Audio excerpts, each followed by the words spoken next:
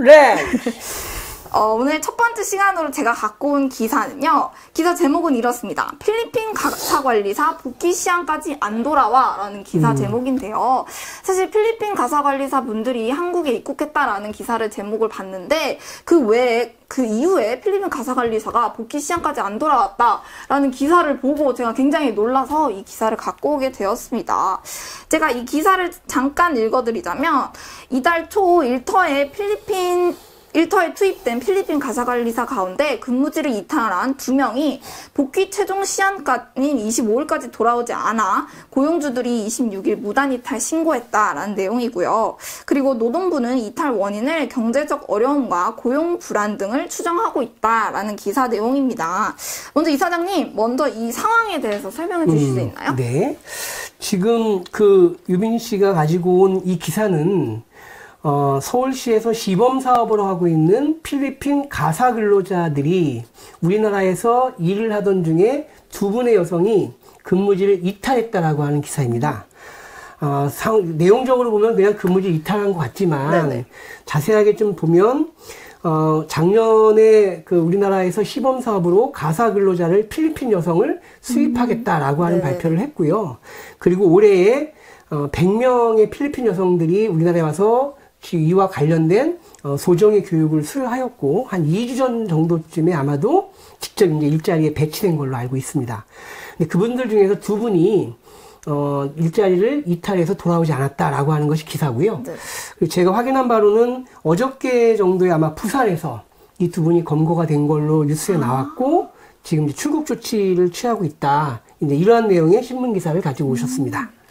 그러면 가사관리사는 구체적으로 어떤 직업을 말하는 건가요? 네. 가사관리사란 흔히 집안일을 전문적으로 하는 분이다라고 이해하시면 될 것 같아요. 네네네. 과거 우리나라에서는 60년대, 70년대에 조금 잘 사는 집에 가면 파출부라고 하는 여성들을 집에다 상주하기도 했고, 또는 알선업체에다 얘기해서 4시간, 5시간 이렇게 집에 와서 하루를 도와주는, 이 가사일을 도와주는 분들이 있었는데요.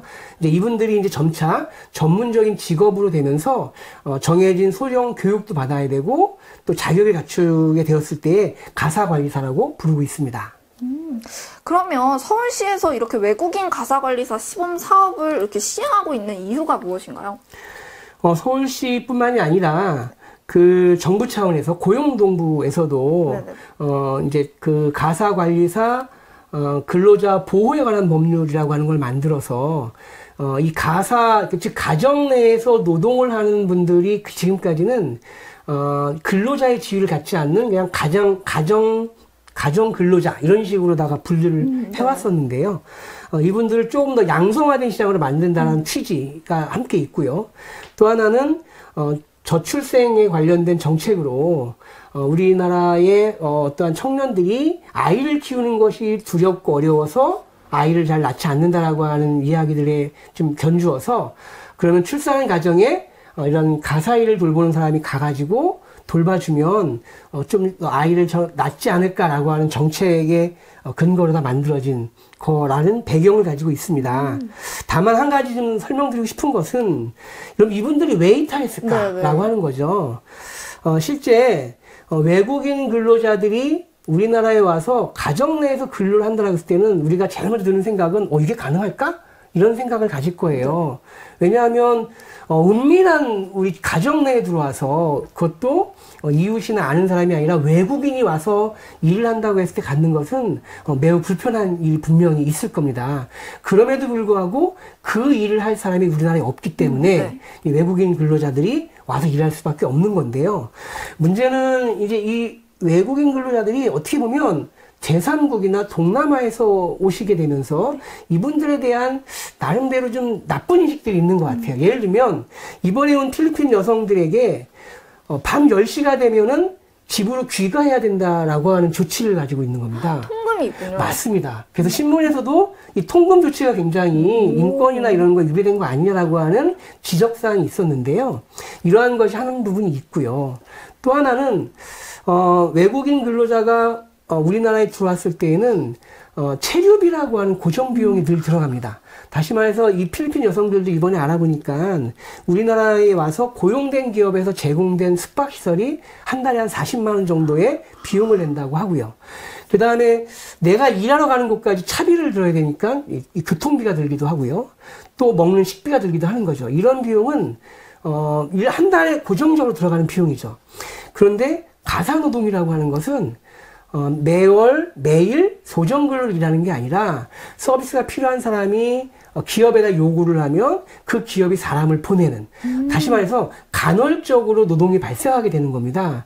그러다 보니까는 좋은 뜻으로 우리나라에 와서 희망을 갔을지 모르겠지만 와서 일하면서 아마도 이분들도 내가 어른이고 성인인데 열심히 통금을 당해야 되고 또 이렇게 부정기적인 근로소득을 가지고 내가 과연 돈을 모을 수 있을까? 이런 생각을 분명히 하게 됐을 것 같아요. 또 하나는 필리핀이라는 곳이 우리나라에 많은 외국인 노동자가 오기 때문에 분명히 우리나라에서 여러 정보를 들었을 거예요. 우리나라에 오면 뭐 이러저러한 일들도 많고 돈도 벌 수 있고 또는 지인도 있고, 아마 이 두 분도 바로 부산으로 간 이유가 그런 이유가 아닐까 싶고요. 그런 면에서 이 기사를 읽은 속내는 과연 이 정책이 잘 준비돼서 올바르게 가고 있는가라고 하는 사회적인 문제를 던지고 있다, 이렇게 해석하는 게 좋을 것 같습니다. 그쵸. 이 시범 사업을 하는 취지는 굉장히 좋고 이 사회에 정말 좋은 영향을 끼칠 수 있을 것 같은데, 사실 그 내면을 보고 제도를 보면 통금의 이 정해져 있고 그리고 소득의 불안정성, 이러한 다양한 문제점들 때문에 이런 제도가 미흡한 것 같습니다. 저희가 이제 이번 코너에서는 이 필리핀 가사관리사 관련 기사를 한번 이야기 나눠봤고요. 두 번째 코너 시간입니다.